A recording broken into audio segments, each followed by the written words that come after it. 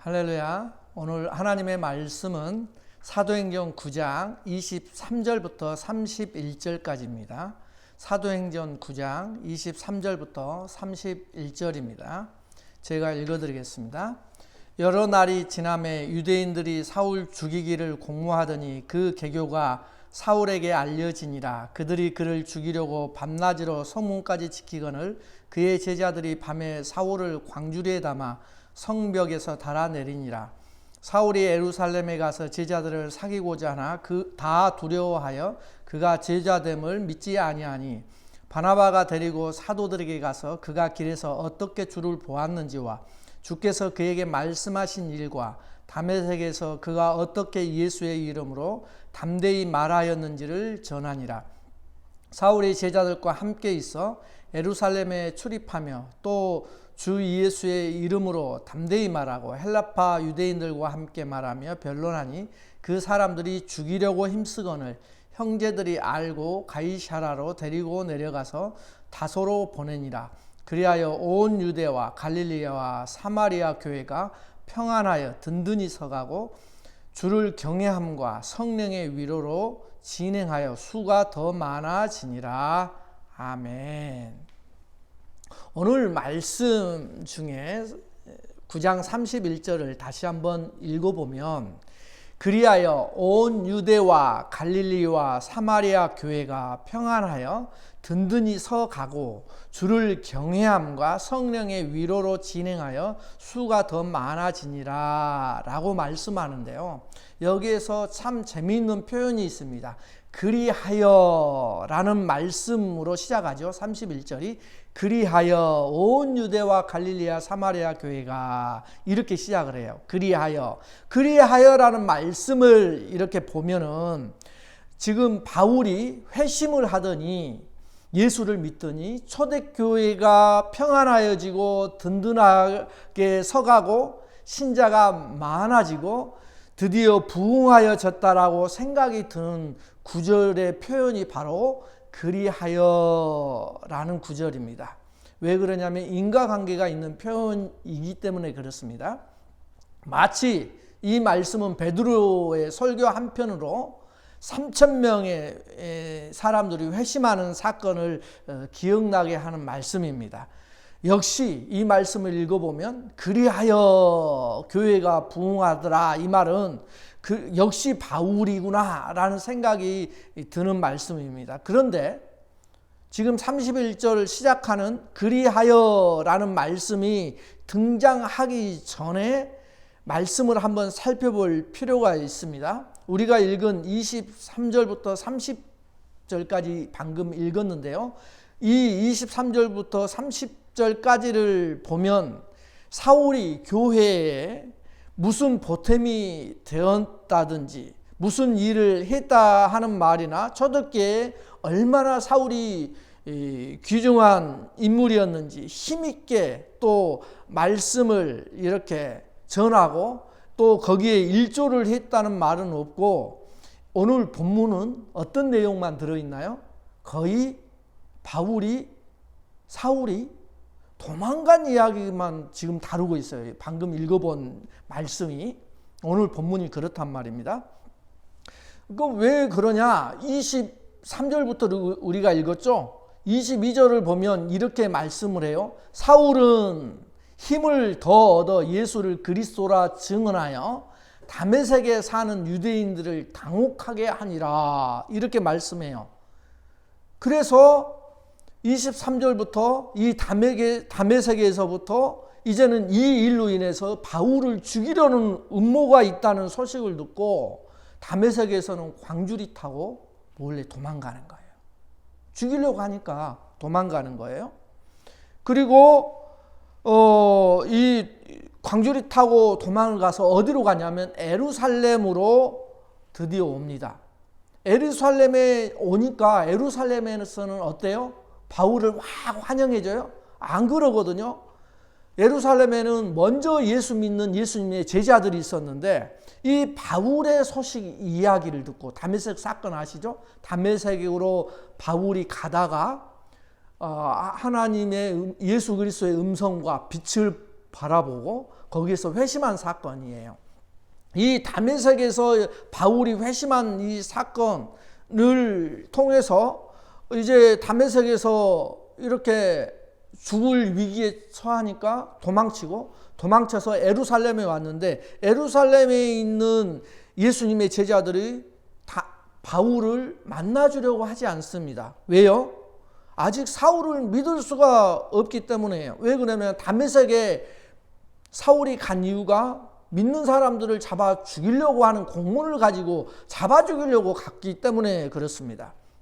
그래서 믿을 수가 없었던 거예요. 믿을 수가 없었던 그 차에 바나바라는 제자를 통해 간신히 제자들에게 소개를 받게 되고, 그 다음에는 예루살렘에서도 그를 죽이려는 음모가 있다는 소식을 듣게 됩니다.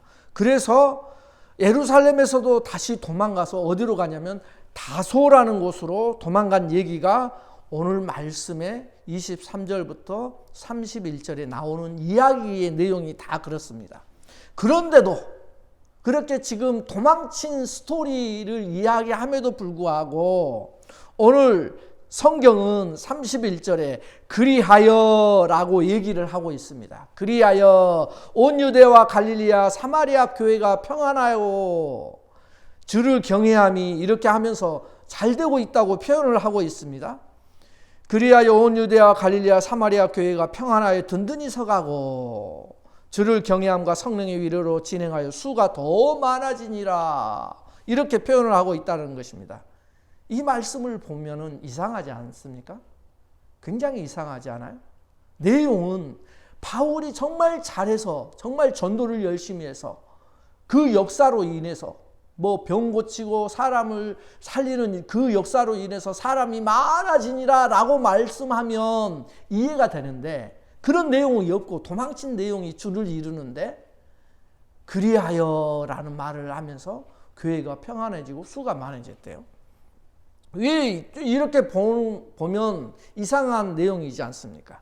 사도 바울은 이제 이 사건 후에 이제 나중에 이제 이 더 큰 일을 했지, 지금 이 시점에서는 온 유대와 사마리아와 땅끝까지 도움이 될 만한 아직 어떤 업적을 남길 위치에 서 있지도 않았고 지금 그럴 만한 시간도 없었던 거예요. 시간도 없었죠. 그럴 만한. 그런데 왜 지금 사도행전 9장에서는 지금 이 시점에서, 도망다니는 이 시점에서 그리하여 온 유대와 갈릴리와 사마리아 교회가 평안하여 든든히 서가고, 이런 말씀을 31절에 하느냐 이거예요. 그거에 대한 말씀을 지금 추적해 보고자 하는 겁니다. 무엇 때문에 초대교회가 지금 평안하고 든든히 서가고 있다고 말씀하고 있어요? 31절에 무엇 때문에 그렇다고 이야기를 해요? 31절 하반절에 보면 그 답이 나와 있죠. 주를 경외함과 성령의 위로 때문이었다고 말씀하고 있어요. 그 이유를 주를 경외함과 성령의 위로 때문이었다고 말씀하고 있거든요. 초대교회가 평안하고 든든히 서갈 수 있었던 이유가 무엇이냐? 사도 바울이 회심하여 교회를 위하여 드디어 사역을 시작하자마자 초대교회가 든든히 서갔다라고 지금 설명하는 것이 아니라, 주를 경외함이 초대교회의 든든함과 평안함과 유일한 그 부흥의 근거였다고 말씀을 하고 있는 거예요. 주를 경외함이. 사도 바울을 평안함과 든든함의 근거와 원인이 바로 사도 바울이었다라고 말씀하고 있지 않아요. 주를 경외함이 그 근거였다고 말씀하고 있어요. 이 말씀이 중요한 이유는 우리들이 예수 믿고 갖는 든든함, 예수 믿음으로써 갖고 있는 확신, 믿음의 확신, 그 힘과 능력이라는 것은 무엇을 근거로 하고 우리가 그 믿음을 갖고 있느냐, 이것하고 연결이 되는 말씀이기 때문에 중요한 거예요. 우리들이 갖고 있는, 믿음으로 갖고 있는 든든함, 확신, 그 힘과 능력이라는 것은 무엇을 근거로 하고 있습니까? 라고 물을 때 성경은 언제나 이렇게 이야기를 해요. 형통함이나 순탄함이 그것이 아니라, 그것이 원인이 아니라 절망과 실패와 한계를 만나고 자신의 한계를 만나야지만 하나님의 하나님 되심을 체험하기 때문에 그렇습니다. 이 무엇으로 한계를 만나느냐? 무엇으로 한계를 우리는 만나요? 어려움과 고통과 좌절. 이것을 경험했을 때 뭘 느끼게 되나요? 우리의 한계를 느끼게 되죠. 아, 나의 능력의 한계가 이거구나. 나는 더 이상 할 수 있는 게 없구나. 이것을 만날 수 있는 것이 무엇 때문에 만나느냐는 거예요. 지금 그것을 만날 수 있는 것은 우리의 어려움, 우리의 고통, 우리의 실패, 이걸 통해서 만난다는 거예요. 그런데 이걸 만나면, 이 한계를 만나면 드디어 뭘 생각하게 되나요? 하나님의 하나님 되심을 생각하게 되고, 하나님을 드디어 찾게 될 때 하나님을 만나게 되죠. 하나님을 체험하게 되죠.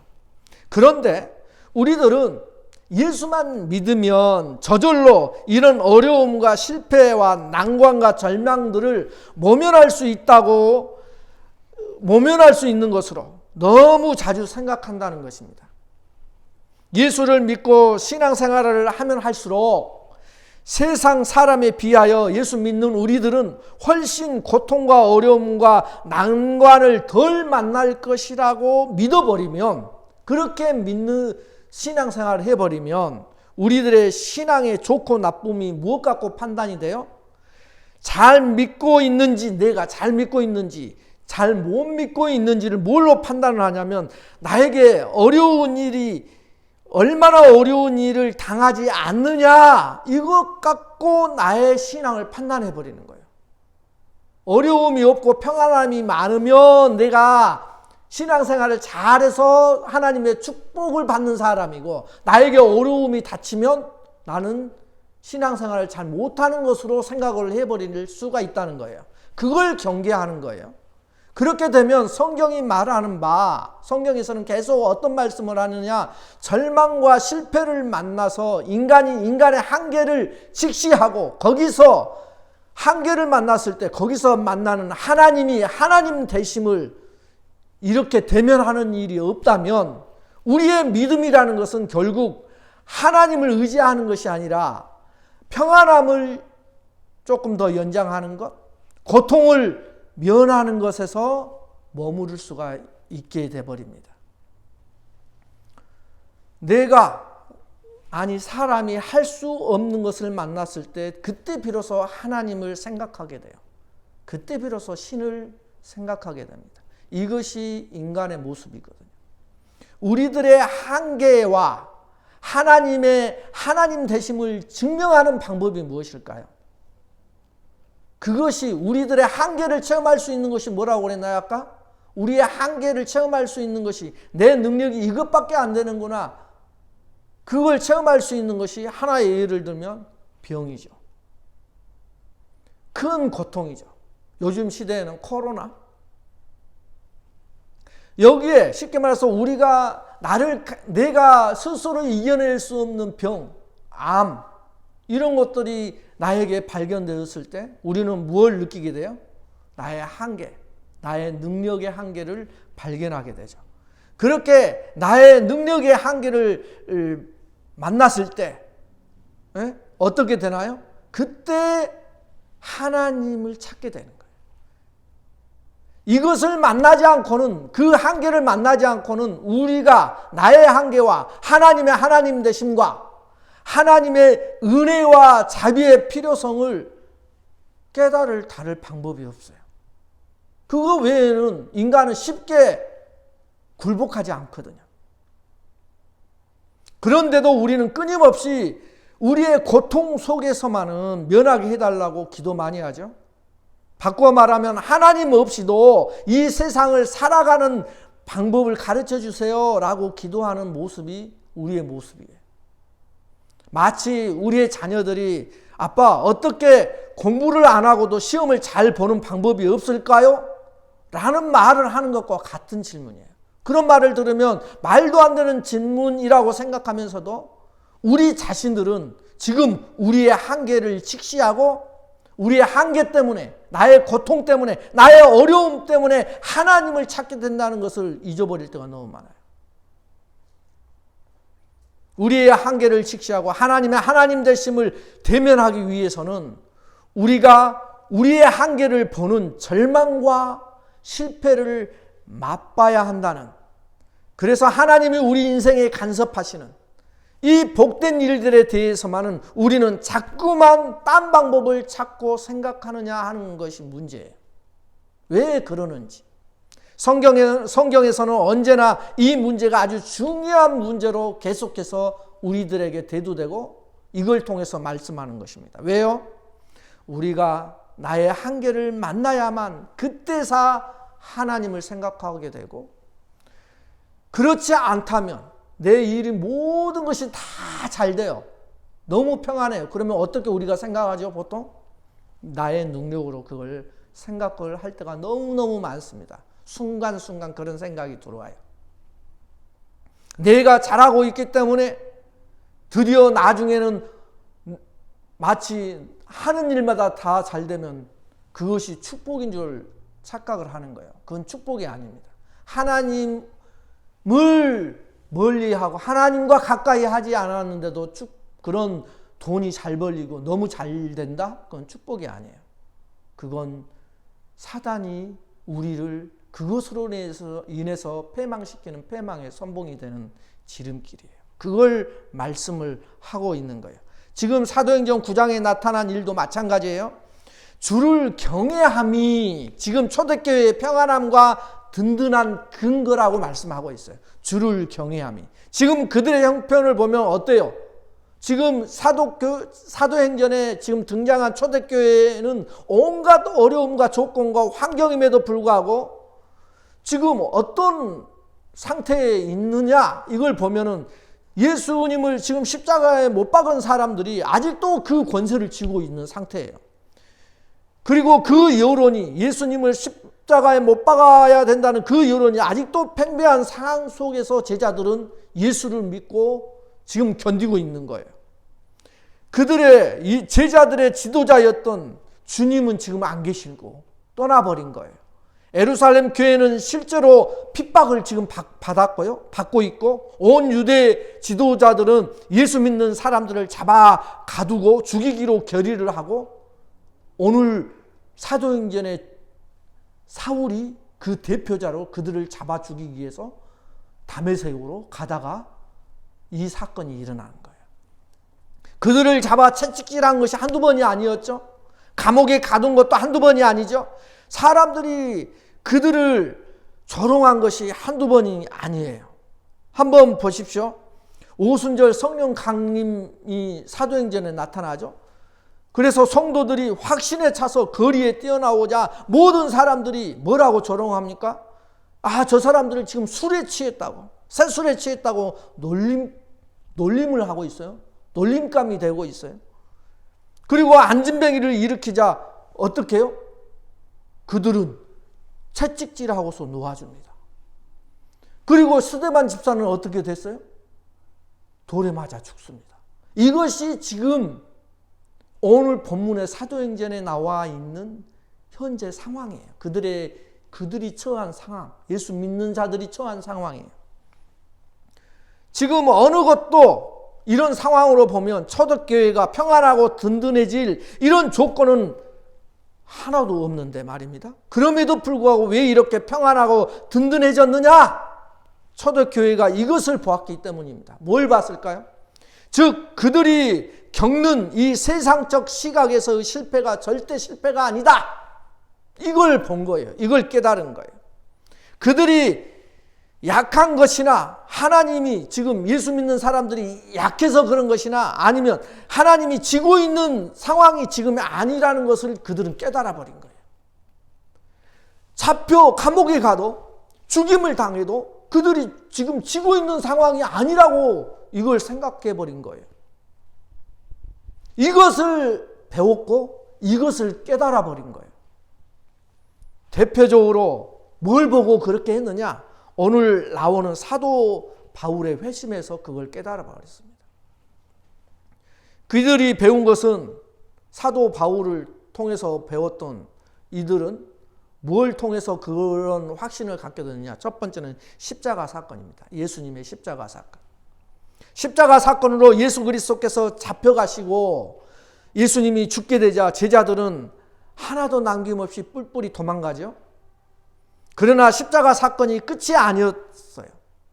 그게 끝인 줄 알았는데 끝이 아니었고 무엇이 있었나요? 그 사건 다음에 예수님의 부활하심이 있었어요. 부활하시고 예수님 살아나신 것을 봐버린 거예요. 또 예수님이 하늘로 올라가신 것을 봤어요. 그리고 거기에서 끝이 한 것이 아니라 성령이 오셔버린 거예요. 이게 사도행전의 아주 중요한 사건입니다. 부활하셔서 하늘로 올라가시더니 성령님께서 오신 거예요.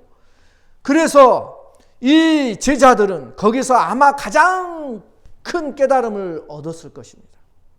세상 사람들은 눈으로 볼 때는 지금 제자들은 예수 믿는 사람들은 실패와 절망이 절대 실패와 절망이 아니라는 것을 제자들은 깨닫게 되었고 하나님의 지혜와 하나님의 능력은 우리가 생각하는 것보다 훨씬 높다는 것을 이 예수 믿는 제자들은 깨달았고 배웠고 알아버렸던 것입니다. 그래서 베드로는 이제 이 사건 이후로 그전보다 더 힘이 있었고 더 능력이 있어졌습니다. 사도행전을 읽어보면 이제 예수님의 제자들은 감옥이나 채찍질로는 그들을 포기하기 만들 수가 없었어요. 저들을 좌절시킬 수 없게 되어버린 것인 거예요. 주님의 죽으심으로 이것들을 배웠던 거예요. 세상 방법으로 배운 것이 아니라 이들은 주님의 죽으심으로 그들은 이걸 배웠던 것입니다. 세상 방법으로 가는 것이 아니라 거꾸로 가는 것을 이들을 한번 지켜보십시오. 거꾸로 진행되는 것을. 주님이 왕권을 얻고 빌라도를 쳐 부시는 것으로 빌라도를 다 왕 위에서 쳐내는 것으로 제자들이 힘을 얻었던 것이 아니라 예수 그리스도의 십자가로 이것을 깨닫고 배웠던 것입니다. 십자가와 부활과 성령을 만난 그 사건을 겪은 이후로 초대교회 성도들은 감옥과 채찍으로 막을 수 없는 사람이 되어버린 것입니다. 더 나아가서 이제 제자들을 그렇게 반대했던 제자들을 예수 믿는 사람들을 잡아 죽이려고 했던 그 선두주자 우두머리격 행동대장 이 사울이 드디어 어떻게 됐어요? 하나님 앞에 거꾸러집니다. 적대 세력의 우두머리였던 사울이 하나님 앞에 지금 거꾸러졌을 뿐만 아니라 사울이 은혜와 긍휼의 대상이 되어버린 것입니다. 이것이 초대교회가 갖는 평안함과 든든함의 실제적인 근거였던 것입니다. 십자가 사건이 세상 사람들이 하나님을 이긴 것이 아니라는 것을 십자가 사건이 세상 사람들이 하나님을 이긴 것이 아니라는 것을 또 사울이 일어나 자기를 다 죽이려고 덤벼드는 것이 하나님이 지금 세상과 싸우다가 막상막하가 되어서 이렇게 자기들이 도망쳐야 한다는 떠밀리고 있는 것이 아니라는 것을 깨달아 버린 거예요. 하나님이 이 세상과 우주 만물의 주인이실 뿐만 아니라 지금 그 세상의 역사를 진행하시는 주인이라는 것을 아는 것은 빼앗길 수 없는 성도의 든든함이요 평안함이 되는 것입니다. 뺏길 수 없는 성도의 평안함이 거기에 있습니다. 어디에 있어요? 하나님이 누구이신가를 깨닫는 것이 바로 우리의 힘이요 우리의 평안함이 되는 것입니다. 지금 초대교회가 그걸 깨달았다고 선언하는 거예요. 결국 모든 성도가 갖는 믿음의 제일 큰 거는 무엇이냐? 이런 믿음 속의 평안함과 든든함과 이런 역사의 가장 큰 근거는 무엇이냐? 하나님이에요. 하나님이 누구신가를 깨닫는 것이 바로 그 힘이요 평안이에요. 하나님은 누구십니까? 그들이 깨달았던 것은 이제 확실히 알게 된 것은 말로만이 아니라 체험했던 것은 온 우주와 세상과 역사의 주인이 하나님이시다. 그분이 지금 내 인생의 주인이시다. 그분은 어떤 분이신가? 나를 불쌍히 여기시고 복 주시기를 기뻐하는 분이시다. 그러니 무엇이 겁나겠습니까? 이것이 바로 초대교회 지금 제자들에게 임했던 신앙입니다. 하나님의 백성을 반대하는 자를, 지금 반대했던 사울을, 하나님의 백성을 잡아 죽이려고 했던 그런 사울을 어떻게 해요? 치실 뿐만 아니라 거기서 끝난 것이 아니죠. 그를 다시 하나님의 백성으로 부르시는 하나님의 자비와 은혜. 이것이 우리에게 있어서는 그 무엇과도 비교할 수 없는, 그 무엇으로도 방해할 수 없는 초대교회가 갖고 있는 기쁨과 확신의 근거가 되었다는 사실입니다.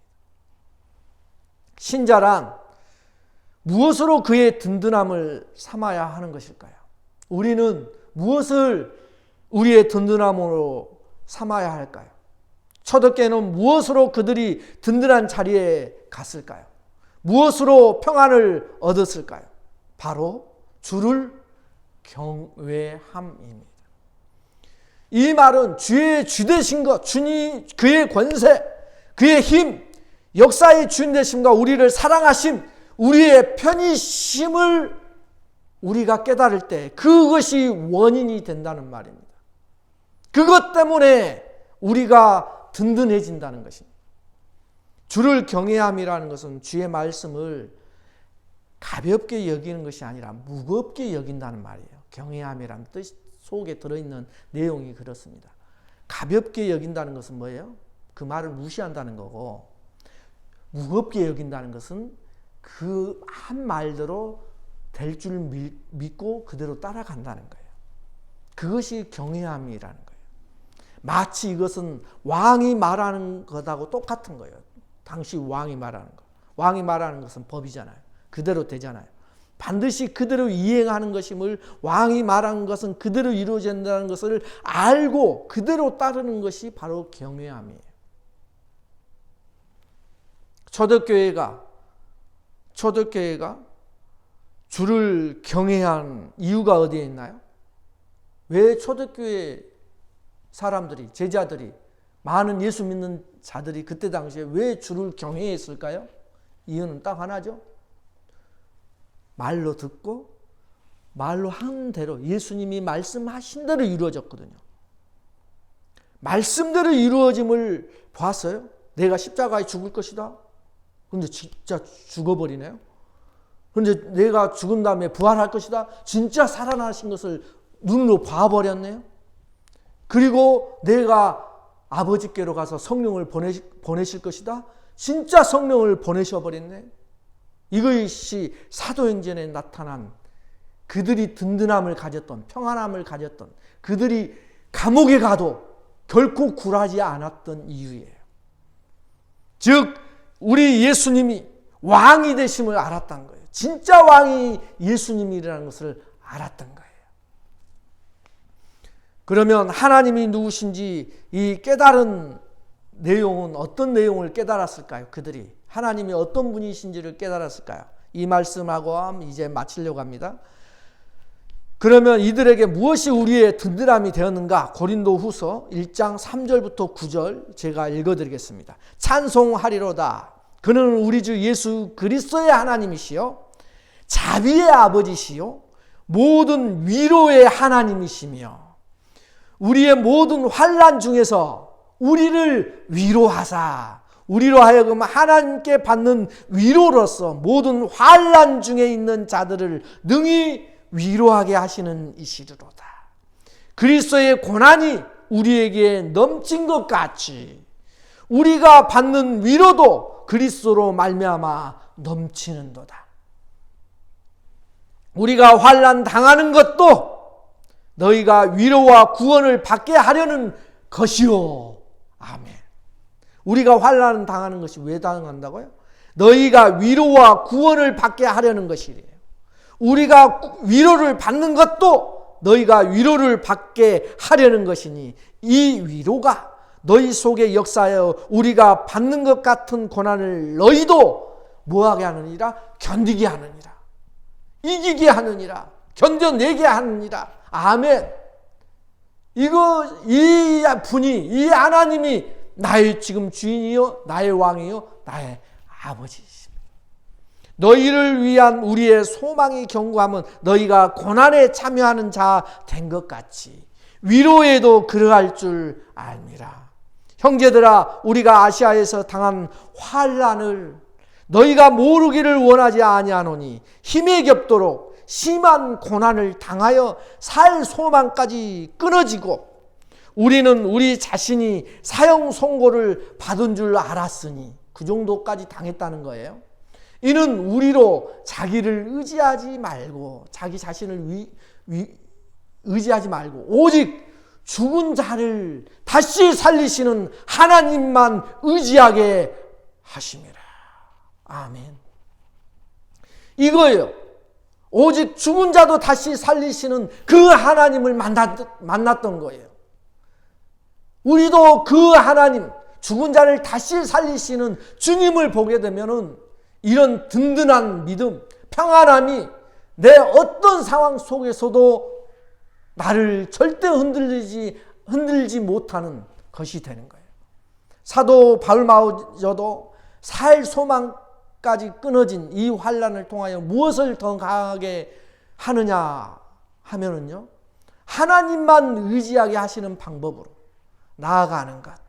바로 이것이 우리의 복이요, 든든함이요, 평안함입니다.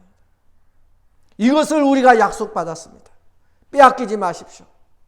고통의 고난의 자리에서 드디어 찾게 되는 그 하나님을 만나십시오.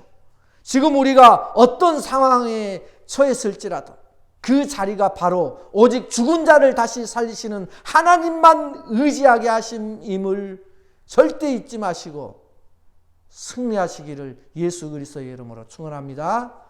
아멘.